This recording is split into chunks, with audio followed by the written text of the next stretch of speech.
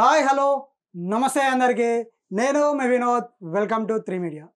So ఈరోజు మన ముందు ఉన్నది సినీ క్రిటిక్ దాసరి విజ్ఞాన్ గారు ఉన్నారు. సో ఆ అన్నని కొన్ని క్వశ్చన్స్ అడుగుదాము. రీసెంట్గా మనకు కొంత ఒక విషయం తెలిసింది. సో వాటి గురించి అడిగి తెలుసుకుందాము. అన్న నమస్తే అన్న. నమస్తే. సో రీసెంట్గా ఇది మన మెహదీపట్నంలో మంచినీళ్ళ కోసం గొడవ అయింది. గొడవ అయ్యి అక్కడ ఇద్దరు పొడుచుకొని చనిపోయారు, వార్త వచ్చింది. బేసిక్గా జరిగిన కథే. బట్ ఈ ఇన్సిడెంట్ని మనం ఎందుకు మాట్లాడుకోవాలి అంటే దాని గురించి తెలుసుకోవాల్సిన విషయం కూడా ఉంది. అందుకు చెప్తున్నా. ఇప్పుడు ఇక్కడ జరిగిన ఇన్సిడెంట్ ఏంటి? మహారాష్ట్ర నుంచి ఓ పిల్లోడు వచ్చాడు, 28 ఏళ్ళు, వలస కూలి, బిల్డింగ్ కట్టే కార్మికుడు. మెహదీపట్నం దగ్గర మన ఈ అత్తాపూర్ ఫ్లైఓవర్ ఉంటుంది పెద్దది, ఎక్స్ప్రెస్ హైవే శంషాబాద్ పోయేది. దాని పిల్లర్ నెంబర్స్ బాగా ఫేమస్ అక్కడ. ఆ పిల్లర్ నెంబర్ ప్రకారంగానే అడ్రస్లు చెప్పుకుంటూ ఉంటారు. పిల్లర్ నెంబర్ 22 దగ్గర ఒక బిల్డింగ్ కన్స్ట్రక్షన్లో ఉంది. తెలుసు కదా, ఒక బిల్డింగ్ కన్స్ట్రక్షన్లో ఉంటే మొత్తం ఇలా బ్లూతో మూసేస్తారు, లోపల పనులు జరుగుతూ ఉంటాయి. అలాంటిది ఆ వలస కూలీలందరికీ అక్కడే కింద గ్రౌండ్ ఫ్లోర్లో ఎక్కడో మూలకి అకామిడేషన్ ఇచ్చారు. వాళ్ళు అక్కడే పడుకోవాలి, లేవాలి, పొద్దంతా పనులు చేసుకోవాలి. కాంట్రాక్ట్ 6 నెలల్లో 7 నెలల్లో ఆ మహాను బిల్డింగ్ కట్టేంత వరకు అయిపోయేంత వరకు అక్కడే ఉంది అంతే. ఇకపోతే ఇప్పుడు జరిగిన గొడవ ఏంటంటే, ఈ మహారాష్ట్ర నుంచి వచ్చిన పిల్లోడు, వీడి వయసు 28 ఏళ్ళు, సయ్యద్ అమీర్. ఇంకో పిల్లోడు షమి, తనేమో బీహార్ నుంచి వచ్చాడు, 21 ఇయర్సే. ఆదివారం వస్తుంది, రేపు ఎల్లుండి, ఇప్పుడు ఈరోజు శనివారం. నిన్న జరిగిన ఇన్సిడెంట్ ఇది.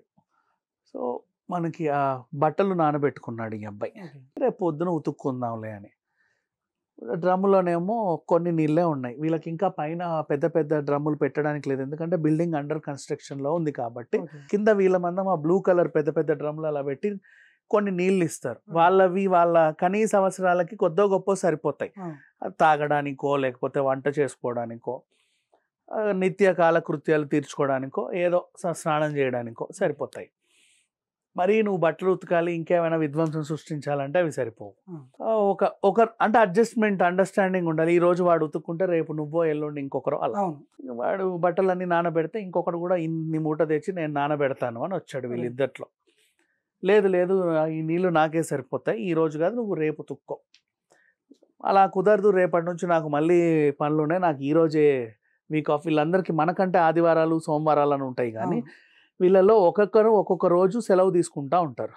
వీక్ ఆఫ్ లాగా. నాకు ఈ రోజే సెలవు, నాకు మళ్ళీ ఎప్పుడు రాదు, నాకు ఈ రోజే సెలవు, నాకు ఇంకో రోజు మళ్ళీ రాదు. వీళ్ళిద్దరి మధ్యలో మొదలైంది ఘర్షణ. నేను ఉతుక్కోవచ్చురా, నువ్వు నానబెట్టు, నిన్ను ఎవడొద్దనట్లా. నువ్వు తీసి ఉతకడానికి జాడించడానికి నీళ్ళు సరిపోవు, ఎందుకంటే అప్పుడు నేను ఉతుక్కుంటాను కాబట్టి. అది నీకు జాలో నాకు జాలో, మన ఇద్దరి వల్ల మిగిలిపోతాయి, ఎటు కాకుండా పోతాయి. సో నన్ను వాడుకోనివ్వు. లేదు కుదరదు, నేను కూడా వాడాలి, లేకపోతే మళ్ళీ వారం వరకు నాకు బట్టలు ఉండవు. ఇద్దరికి అదే రోజు సెలవు పాపం. ఆ ఘర్షణలో భాగంగా ఒకరొకరు కొట్టుకొని అక్కడ దగ్గరలో ఉన్న కత్తితో వీడు వాడిని పొడిచేసాడు. ఆ పిల్లోడిని ఇక్కడే ఆలివ్ హాస్పిటల్లో జాయిన్ చేస్తే, అక్కడే కార్వాన్ పరిధిలో చికిత్స పొందుతున్న. ఆలివ్ హాస్పిటల్ అంటే అప్పుడెప్పుడో కోట శ్రీనివాసరావు వాళ్ళ అబ్బాయి చనిపోయినప్పుడు జాయిన్ చేసిన హాస్పిటల్, అందులో చేర్పించారు. సో ఇప్పుడు జరిగింది ఘటన. వాడిని అరెస్ట్ చేస్తారు, మా అయితే జైలు వేస్తారు హత్యాయత్నం కింద. లేదు ఒకవేళ ప్రాణం పోతే వీడిని మర్డర్ కేసు బుక్ అవుతుంది. ఈ కథ ఇంతే. బేసికల్లీ దీనివల్ల మనం నేర్చుకోవాల్సింది ఏంటంటే, అందరి దగ్గర అందరి ఇళ్లలో జరుగుతాయి. నీటి కోసం యుద్ధాలే జరిగేవి అని ఒకప్పుడు విన్నాం, ఇప్పుడు కాదు, ఎప్పుడూ జరుగుతాయి. నీకు ఇప్పుడు వాటర్స్ పుష్కలంగా ఉన్నాయంటే ఎప్పుడో ఒకసారి అయితే సర్ప్లస్ లేదా డెఫిసిట్ వస్తుంది, రాకుండా అయితే ఉండదు. మన వాళ్ళు ఏం చేస్తారంటే, ఇప్పుడు మున్సిపాలిటీ వాళ్ళు లేఅవుట్ వేసి నీ కొంప నా కొంప, నీ కొంప నా కొంప, ఇక్కడ ఒక 100 కొంపలు ఉంటే ఒక్కొక్కడికి ఆ నీళ్లు పంపులు విడుదల చేస్తాడు. రోజు తప్పించి రోజు ఒక అరగంట, పావు గంట, లేక 30 గంట వదులుతాడు. దాన్ని వాళ్ళు సంపులో కొన్ని, పైన కొన్ని దాచుకుంటారు. ఆ దినం తప్పించిన వీళ్ళకి సరిపోతాయి ఆ కుటుంబానికి, మళ్ళీ వాడిని నీళ్ళు ఇస్తాడు. ఇది రెగ్యులర్ తంతు. కానీ ఇప్పుడు మనకు సరిపడా నీళ్లు కుదరట్లా. వీళ్ళు ఏం చేస్తున్నారంటే, ఇంతున్న ఆ బిల్డింగ్ని అప్పుడెప్పుడో 30 ఏళ్ల క్రితం పడ్డ కొంపలు అవన్నీ ఇలా లేపేస్తున్నారు ఏపుగా. పోనీ వాటిని ఎవరికైనా రెంట్కి ఇచ్చారా అంటే బ్యాచిలర్స్కి ఇస్తూ ఉంటారు, లేదా హాస్టల్స్కి ఇస్తున్నారు. అయితే 4-5గురికి సరిపడా నీళ్లు 2 రోజులు దినం తప్పిస్తే నీళ్ళని నువ్వు 70 మంది నుంచి 100 మంది వరకు పెడితే ఎట్ట చేస్తారు? సరే వాళ్ళ కోసం నీకున్న ప్లాన్ బి ఏంటి, మోటార్ వేస్తావు కింద, ఆ మోటార్ నీళ్ళు వాడుకు చావండి అంటావు. సరే వాడుకుంటారు, తప్పేం లేదు. అయినప్పటికీ కూడా అందరికీ వచ్చేది ఒకటే ఆదివారం. శనివారం రాత్రి వచ్చిందంటే ప్రతి ఒక్కడు బకెట్లలో నానబెట్టాలనుకుంటారు, ఆరేసుకోవాలనుకుంటారు. అటు ఆరేసుకోవడానికి ప్లేస్ ఉండదు, ఇటు నానబెట్టుకోవడానికి ప్లేస్ ఉండదు, వాటర్ ఉండవు. అప్పుడు జరుగుతాయి గొడవలు. అర్థమైందా? అండ్ నెక్స్ట్ మళ్ళీ కుటుంబాలైనా సరే ఇప్పుడు పక్క పక్కన ఫ్యామిలీలు కొట్లాడుకున్న పోలీస్ కేసులు పెడతారు. ఏమని పెడతారు వాళ్ళు? మళ్ళీ పక్కింటోడు నన్ను పొడవడానికి వచ్చాడు, నన్ను చంపడానికి వచ్చాడని వీళ్ళు, లేదు నన్నే చంపడానికి వచ్చాడని వాళ్ళు. ఒకరి మీద ఒకరు అటెంప్ట్ మర్డర్ కేసులు కూడా పెట్టుకుంటారు. కొంతమంది పొడుచుకు చేస్తారు కూడా. ఇంకా చెప్పాలి అంటే నీళ్ళ కోసమే, నీళ్ళ కోసం, ఓన్లీ వాటర్ కోసమే అవుతుంది. మనం కుళాయి దగ్గర బిందెలాట చూసాము ఒకప్పుడు. ట్యాంకర్లు రాగానే బిందెలు పట్టుకొని నేను కొట్టుకు చేస్తాను. సో అట్లా ఇప్పుడు ఇట్లాంటి వాటర్ ప్రాబ్లం ఎందుకు వచ్చింది? నువ్వు మళ్ళీ ఇంకోటి తెలుసా, నీళ్ళని ఏం చేస్తున్నారంటే వీళ్ళు, నీకు దినం తప్పించి దినం విడుదలయ్యే వాటర్ని ఆ మున్సిపాలిటీ వాడి పంపుకి వీళ్ళు ఒక మోటార్ తగిలిస్తాడు, ఎలక్ట్రిక్ మోటార్. లాగేస్తారు మొత్తం ఎక్కడి నుంచో, మొత్తం అవన్నీ అక్కడ ఉన్న నీళ్ళన్నీ వీళ్ళు లాగేస్తారు. ఇప్పుడు వచ్చింది మళ్ళీ ఇంకెప్పుడు వస్తుంది. అలా ఒక్కడే కాదు, అందరూ లాగుతారు. లాగి లాగి అక్కడ కూడా నీళ్ళు అయిపోతాయి.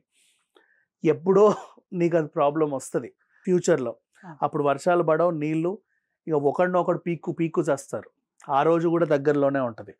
సో మన అత్యాశకి పోయి ఎంతవరకు మనం అకామిడేట్ చేయగలం, ఈ కాలనీకి ఎంత సప్లై ఉందో అంతవరకే బతకాలి. డ్రైనేజ్ పొంగి పొర్లుతుందని మున్సిపాలిటీకి ఫోన్ చేస్తా, వాడు ఏం చేస్తాడు? నిన్ను ఎందుకు పొంగుతుంది? 10 మందే ఉండగలిగే బిల్డింగ్లో నువ్వు 100 మందిని పెట్టి 10 మందికి సరిపడా వాటర్ ఫ్రీగా ఫ్లో అయ్యే డ్రైనేజ్లో నువ్వు 100 మంది డ్రైనేజ్ వదిలితే అవి పైకి రాకుండా ఇంకెక్కడికి వెళ్తాయి? బలవంతంగా ఎన్ని రోజులతో వస్తావు, ఎలా తోస్తావు? మనకి ఇక్కడ కూడా శ్రీనగర్, ఇప్పుడు అమీర్పేట ఇష్యూ తీసుకో, ఈ ఇండిపెండెంట్ కొంప హాస్టల్ అయిపోయింది. చాలా వరకు అట్లానే హాస్టలే, కింద వాడు ఉంటాడు, పైన మొత్తం ముక్కలు కోసి హాస్టల్, ఎటు పడితే అటు బెడ్లేసి ఇచ్చేస్తారు. దానికి సరిపడా వాటరు, ఆ బిల్డింగ్కి సరిపడా డ్రైనేజ్ సిస్టమ్ ఎప్పుడో 30-40 ఏళ్ల క్రితం ఇంతే డిజైన్ చేయబడింది. దాంట్లో నువ్వు ఇంతమందిని తగలేస్తే వాళ్ళందరికీ ఎక్కడికి పోతాయి? గొడవలు కామన్ ఇంకా జరుగుతాయి. అప్పుడు ఎలా అవుతాయి? ఈ ఇంటికి పక్కింటికి గొడవలు, లేదా కాలనీకి మున్సిపాలిటీతో గొడవలు. ఆ కార్పొరేటర్ ఎవడో వాడిని పిలిపించి అదంతా సెట్ చేస్తే కానీ నీకు చల్లారదు. కానీ చేసేదంతా దరిద్రం మనమే. ఆ కార్పొరేటర్ ఏం చేస్తాడు? నీ పెంటకి మనుషుల్లోనే ఉంటాయి ఇలాంటివి. కొన్ని హాస్టల్లో కూడా ఎట్లా అంటే ఒకటే రూమ్ లో ఒక 4-5 మెంబర్స్ పెడతారు, ఒకటే వాష్రూమ్ ఇస్తారు. సో కొందరు మార్నింగ్ వెళ్ళాలి. అలానే లేదు, ఇప్పుడు ఆ బిల్డింగ్ డిజైన్ చేయబడింది ఎందుకు? ఓ 4 ఫ్యామిలీలు ఉండాలి అని. 4 2 BHKలు ఉంటాయి, 4 ఫ్యామిలీలు, దానికి తగ్గట్టు వాటర్ గీటర్ అన్ని బాగానే ఉంటాయి. నువ్వు దాంట్లో ఇందులో 40 మంది, అందులో 40 మంది, అందులో 50, ఇందులో 50 మందిని తోస్తే బలవంతంగా వాళ్ళ మలమూత్ర విసర్జనలన్నీ ఎక్కడికి వెళ్తాయి? అదే అంటే 4-5 మెంబర్స్ పెట్టడం వల్ల ఎంత ప్రాబ్లం అయిపోతుంది. ఇదన్నీ వస్తాయి. ఇప్పుడు ఇక్కడ కూడా బిల్డింగ్ ఓనర్ది తప్పు. ఎందుకు ఇదంతా ఎక్స్ప్లెయిన్ చేశాను అంటే, ఇప్పుడు ఇక్కడ ఏమైంది, ఆ బిల్డింగ్ కింద వాడు ఆ కన్స్ట్రక్షన్ చేసేవాడు ఎక్కడి నుంచో వలస కూలీలు 50 మందినో 100 మందినో తెచ్చాడు. వాళ్ళందరినీ అరే కింద జావండ్రా అన్నాడు. వాళ్ళంతా సెల్లార్లో తిష్టేసి కూర్చుంటారు. వాళ్ళందరికీ సరిపడా వాటర్ వీడు ఇవ్వాలా? ఇవ్వాలి. వాళ్ళందరికి సరిపడా ఏవో అక్కడ ఉంటాయి. అది దానికి శక్తికి మించి వాడకం. అప్పుడు కదా ఇలాంటి ఘోరాలు అన్ని నేరాలు జరుగుతాయి. ఇప్పుడు ఎందుకు ఈ సంఘటన చెప్పుకున్నామంటే, వచ్చేది సమ్మర్ 2 రోజులు అయితే ఇప్పటికే తెలుస్తుంది అందరికీ. రాబోయే రోజుల్లో వాటర్ ఎలా ఉంటాయో తెలియదు. హైదరాబాద్ నగరంలో లాస్ట్ టైం బెంగళూరులో నీళ్లు లేవు తెలిస్తే మీకు, అది గుర్తుంటే. మొత్తం ఒకసారి వాడాల్సిన నీళ్ళ, జన్మకు సరిపడా వాడాల్సిన నీళ్ళని 10 రోజుల్లో వాడేస్తే అలాగే ఉంటుంది. అసలు మంచినీళ్ళు కనబడితే బంగారంలా తయారైంది బెంగళూరు మొత్తం. ఆ పరిస్థితి మనకు రాకుండా చూసుకుందాం. మితంగా వాడుకోండి. వాటర్ నష్టమే లేదా, ఉన్నాయి కదా ఓ పడేయాల్సిన అవసరం ఏం లేదు. ఇప్పుడు మనం కూరగాయలు కడగడానికి కూడా, పళ్ళు కూరగాయలు కడగడానికి ఇంత బేసన్ ఉంటే దాన్ని అందులో పోసేస్తారు, వచ్చినవన్నీ అందులో వేసేస్తారు. అంత అవసరం లేదు నీ అద్భుతాన్ని కడగడానికి. Just wash them enough. ప్రతిదానికి అంతే, శక్తికి మించి వాడొద్దు. వాడితే అనుకో ఈ రోజు నీ వాడకానికి నీకు సరిపడా ఉంటాయి. నువ్వు రేపే చచ్చిపోవుగా, నువ్వు కొన్నాళ్ళు బ్రతకాలి. నువ్వు బ్రతికినంత కాలం నీకు వనరులు కావాలి. ఎట్ ఏ టైం అది కట్ అయితే నీ బ్రతుకు మొత్తం కళ్ళకల్లం అయిపోతుంది. వాటర్ వాడే వాళ్ళు చాలా మితంగా వాడండి. మీకు ఎంతవరకు అవసరం ఉంటుందో అంతవరకే వాడండి. సో దాని గురించి అన్న మనకి ఇంతగానో చెప్పడం జరిగింది.